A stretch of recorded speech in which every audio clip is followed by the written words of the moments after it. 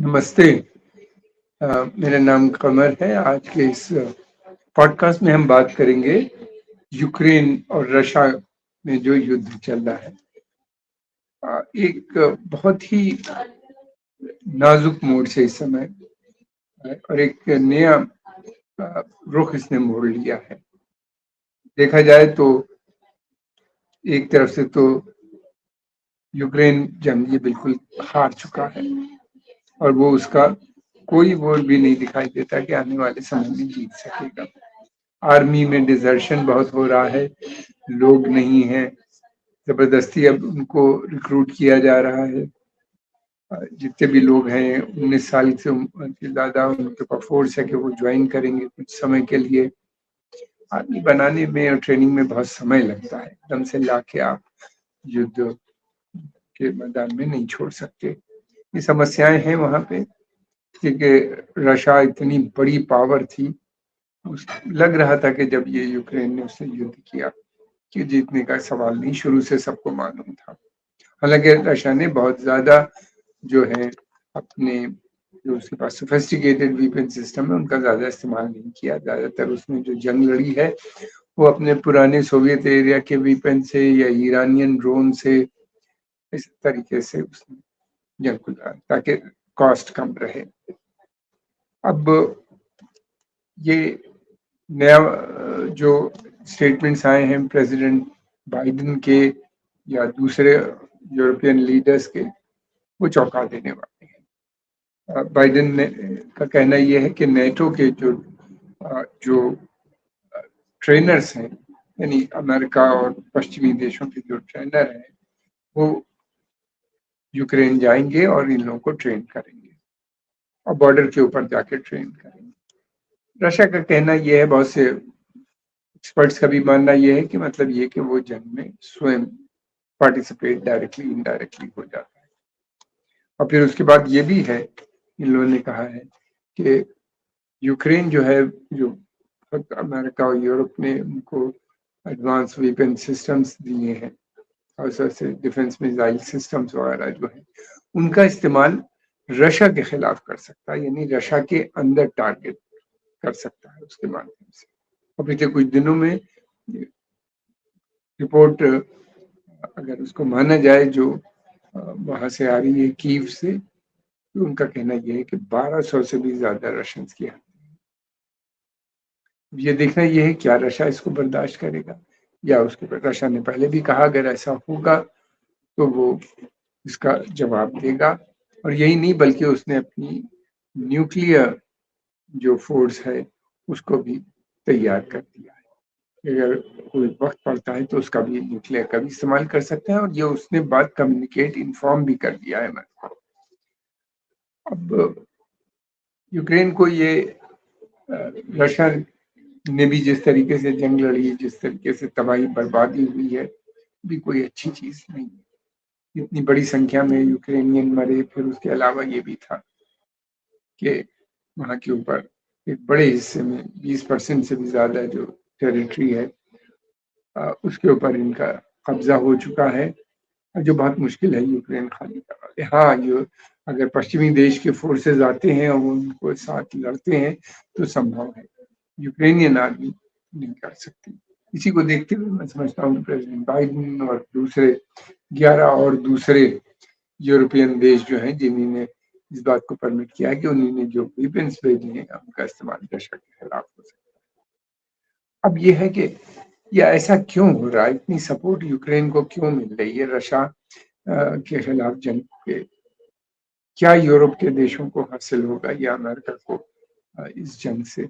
जैसे billions of dollar उनको पैसा भी दिया जा रहा है, उसके वेपन्स भी दिए जा रहे हैं, इन देशों से आ रहे हैं, और जो अनएंडिंग वॉर है उसको सस्टेन कराया जा रहा है, उसको रखा जा रहा है कि बरकरार रहे, चलती रहे।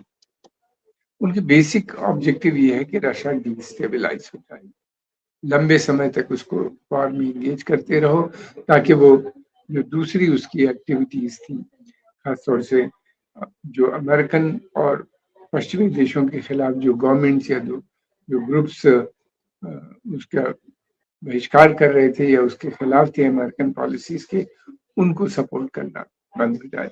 और दूसरी बात ये कि रशिया के पास बहुत बड़ी संख्या में, बहुत बड़ी मात्रा में नेचुरल रिसोर्सेज हैं।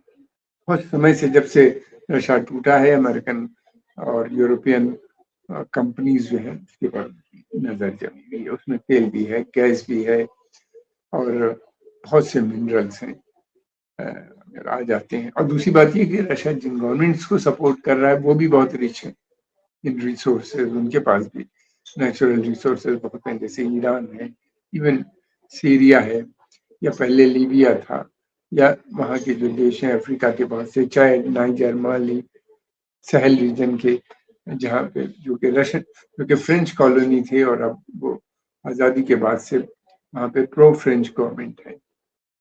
वहाँ पे भी माली में कूच के बाद से उन्होंने फ्रेंच ट्रूप्स को एक्सपेल कर दिया है। और दूसरी बात यह है कि एक टेक्नोलॉजी का भी सवाल है कि रशिया जिस स्पीड से डेवलप कर रहा था अपनी टेक्नोलॉजी, वो भी एक थ्रेट बन जाता है। खासतौर से अमेरिकन जो वेपन मैन्युफैक्चरिंग कंपनीज है उनके लिए। रशियन वेपन जो होते हैं ये सस्ते होते हैं, बहुत मजबूत होते हैं, इनकी लाइफ भी ज़्यादा होती है, और इनके स्पेयर पार्ट्स भी यूरोप के मुकाबले में जो वेपन है कम होती है। तो इसलिए बहुत से देश अब लगातार रशियन वेपन खरीदने की बात कर रहे हैं या खरीद रहे हैं। और दूसरी बात ये कि रशिया अब नए सेक्टर्स में भी, सिविलियन सेक्टर में भी काफी तेजी से बढ़ता हुआ नजर आता है। खासतौर से ऑटोमोबाइल सेक्टर हो या सिविल एविएशन में भी उन्होंने कहा कि वो दोबारा से अपने जहाज बनाएंगे जैसा कि पहले करते थे, और उनका इस्तेमाल होगा सिविल सेक्टर में, यानी ट्रांसपोर्टेशन के लिए लोगों के और माल के। अब ये सब चीजें एक बड़ा थ्रेट पोज कर देती हैं अमेरिका और उसके एलाइज जो पश्चिमी देश में। यही एक बड़ा कारण कहा जाता है कि युद्ध का।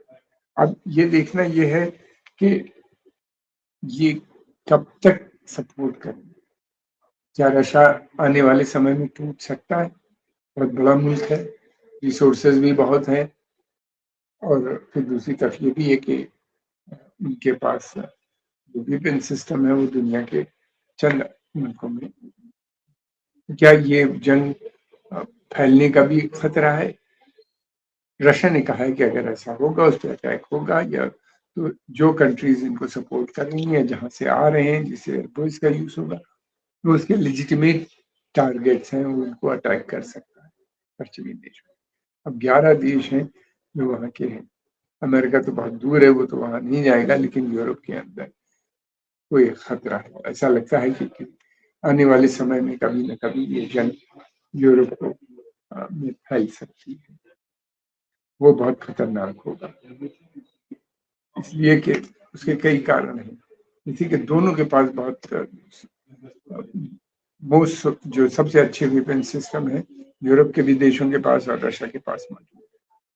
तो बड़ी lethal war, second world war में भी ये सब वेपन सिस्टम्स नहीं थे, लेकिन अगर अभी इनका इस्तेमाल किया जाएगा तो मैं समझता हूँ बहुत लोगों की जानें जाएंगी। मगर यह है कि ये लोग रुकने का नाम नहीं ले रहे। रशिया भी लगातार अपना खर्कीव रीजन में बढ़ता हुआ नजर आता है, और वो जितना चाहता है उसके ऊपर कब्जा करके, बल्कि आगे का एरिया इसलिए ले रहा है ताकि पिछला जो उसके पास है, जितना वो चाहता है उसको वो कंसोलिडेट कर सके अपना होल्ड वहां पे, इसलिए उसको आगे भी बढ़ना पड़ता है। अब ये देखना ये है कि कितना रशियंस आगे बढ़ना चाहते हैं, क्या होता है। रशिया का कहना ये भी है और कि जो प्रेसिडेंट जेलेंस्की हैं यूक्रेन के, he has no legitimate leader, यानी उनका टर्म ऑफ ऑफिस खत्म हो चुका है, मगर वो अभी भी ऑफिस में बने हुए हैं। उनको जनता की मान्यता प्राप्त नहीं है। और ये भी है कि बहुत से लोगों का, यूक्रेनियंस का भी कहना यह है कि वो रशिया में केला में जंग के चलते हुए उनकी पॉपुलैरिटी बहुत कम हो चुकी है। आम जनता वहाँ चाहती है कि अमन शांति हो, इसीलिए सेना को भी नहीं ज्वाइन कर रहे हैं लोग। तो जानते हैं कि सेना को ज्वाइन करने का मतलब ये है कि मरना। बड़ी संख्या में लड़के जो हैं, यूथ जो है, वो माइग्रेट कर रहे हैं वहाँ से यूरोप, अमेरिका के लिए, ताकि ये सेना से इस युद्ध से बच सके।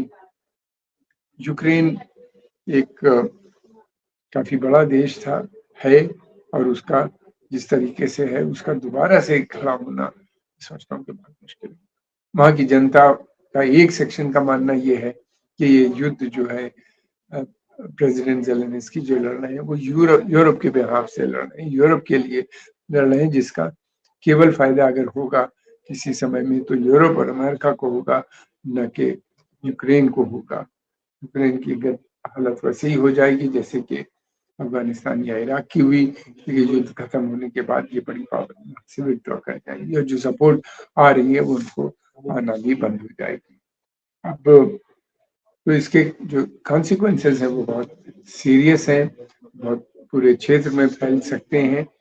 अब क्या ये देखना होगा कि अमेरिकन अपने उनका ऑब्जेक्टिव है रशिया को कंटेन करना और रशिया को डिस्टेबलाइज करना, उसमें उनको कामयाबी मिलेगी या नहीं, ये आने वाला समय बताएगा।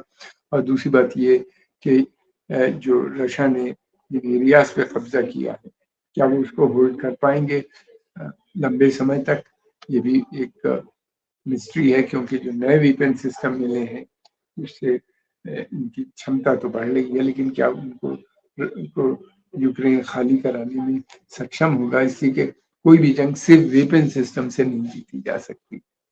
हाँ, डेथ एंड डिस्ट्रक्शन बहुत हो सकता है, बेपनाह लोग बेगुनाह भी जिसमें मरते हैं, ये जरूर हो सकता है, लेकिन युद्ध जंग का जो वेपन सिस्टम नहीं होते बल्कि आर्मी की जरूरत होती है उसके लिए, और एक स्ट्रॉन्ग आर्मी डेडिकेटेड हो ये लड़ने के लिए, और लड़ाई का कोई कॉज भी होना चाहिए, ये नहीं कि बिला वजह की लड़ाई हो उसके लड़ने के। और ये है कि ये लड़ाई चलती जा रही है, इसको थमने का नाम नहीं लेता, कोई पीस इनिशिएटिव लिए जा रहे हैं वो बहुत वीक हैं, क्योंकि उसमें रशियाई को नहीं इनवाइट किया गया है और बहुत से देश जा नहीं रहे हैं। पीस प्रपोजल आएंगे भी, जो कुछ भी होंगे जल्दी ही होने वाली है स्विट्जरलैंड में, उसमें जितने भी प्रपोजल होंगे वो रशिया को मंजूर नहीं होंगे। जैसे कि रशिया का कोई प्लान नजर नहीं आता कि क्षेत्रों से आने वाले समय में विड्रॉ करे, या खासतौर से तब तक के प्रेसिडेंट ज़ेलेंस्की है वहां से वो विड्रॉवल की बात सोचेगा भी नहीं। एक प्रधानमंत्री मोदी जी का कहना यह है कि युद्ध का काल समाप्त हो गया, और ये सही बात है कि युद्ध के माध्यम से मसले हल नहीं होते, अगर होना होते तो अफगानिस्तान, इराक, लीबिया और सीरिया, बहुत से देशों में ने देखा कि वियतनाम, कंबोडिया, लाओस, यहाँ पे अमेरिका ने मुल्कों को तो जरूर डिस्टेबलाइज कर दिया। वियतनाम और इंडो चाइना के जो देश हैं वो दोबारा से काफी शक्तिशाली हो गए हैं, रीइमर्ज कर गए हैं। इराक और अफगानिस्तान या दूसरे और बहुत से अफ्रीका के देश जरूर बहुत इनस्टेबल है, उनके यहाँ इनस्टेबिलिटी अभी भी ज्यादा बनी हुई है, और वो एक बड़ी समस्या बन गई है, क्योंकि वहां से आतंकवाद भी फैल रहा है बहुत से देशों में। तो ये सोचना कि जंग के माध्यम से मसले हल होंगे तो होता नजर नहीं। आज के इस पॉडकास्ट में इतनी ही, हम जल्दी एक नया वीडियो आपके सामने लेके आएंगे। अगर आपको पसंद आया तो आप इसको लाइक कीजिए, सब्सक्राइब कीजिए और आगे भी प्रमोट कीजिए। आपका बहुत